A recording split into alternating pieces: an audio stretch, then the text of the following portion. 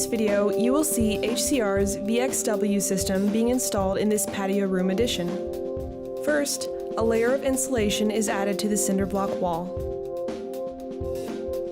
OSB or plywood provides a substrate for panels and sheetrock to easily screw to. A U-channel is secured to the bottom of the wall to hold the hydronic panels.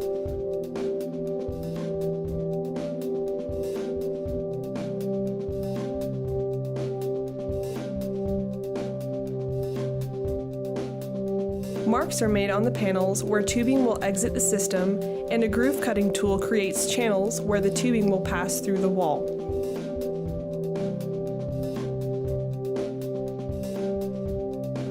A razor knife and straight edge are used for cutting panels to fit.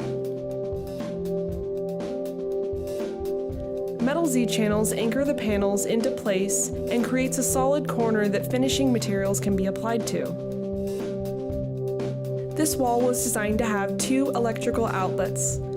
Recessing the boxes and utilizing one of the tubing channels makes this possible.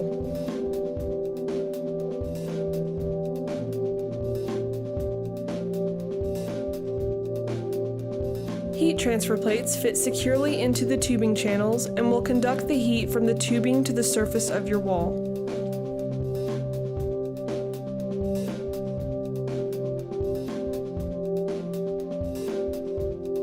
The heat transfer plates also serve as clamps, holding the tubing securely in place.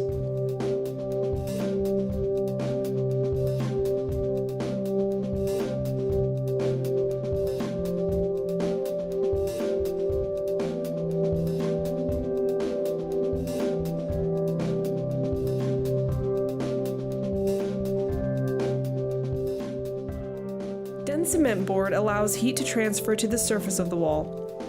Marks are made to indicate where it is safe to screw the cement board to the OSB substrate.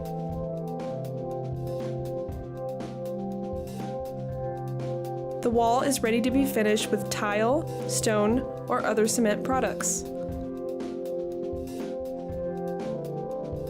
Utilizing walls and other vertical surfaces is a cost-effective alternative to replacing existing floors.